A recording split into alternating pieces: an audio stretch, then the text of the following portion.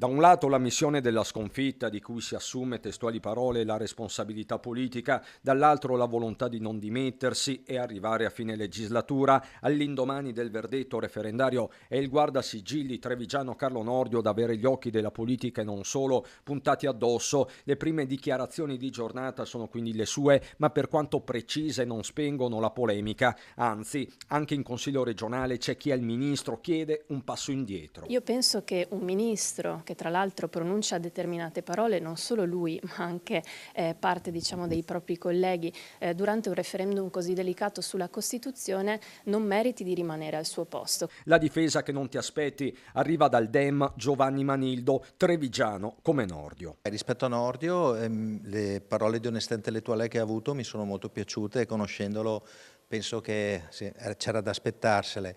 Penso che nell'ultimo periodo non sia stato più lui il frontman di questa campagna referendaria, ma sia stata proprio la Meloni stessa. C'è poi il fronte interno con gli equilibri tra Meloniani e Lega, con le regioni a guida Carroccio, Veneto, Friuli, Venezia Giulia, Lombardia, dove a prevalere è stato il sì, record a Verona, terra del leghista Matteo Pressi. Io non credo che ci siano sul tavolo le dimissioni del ministro Nordio. Lui si è correttamente preso la responsabilità politica della proposta che è stata fatta attraverso la riforma, ha correttamente riconosciuto che il risultato non è quello sperato, cioè dell'approvazione della riforma.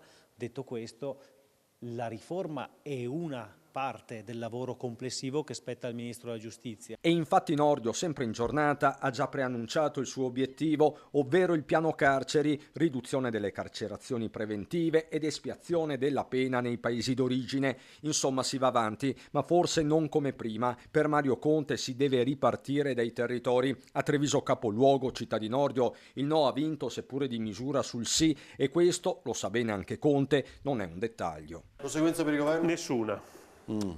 Certamente però forse un eccesso di sicurezza nell'approccio a questa esperienza amministrativa non ha beneficiato, quindi dobbiamo tutti quanti tornare con i piedi per terra, evitare situazioni imbarazzanti che hanno caratterizzato soprattutto questo ultimo periodo, tornare ad ascoltare quelle che sono le istanze dei territori. Credo che il governo non debba muoversi perché l'ha detto e lo deve confermare, perché per serietà si va alle elezioni e poi ritorniamo al giudizio dell'elettorato, però stavolta in maniera composita, non su un unico argomento. L'insegnamento che il popolo ha dato più volte al Parlamento di non procedere a colpi di maggioranza sulle riforme costituzionali come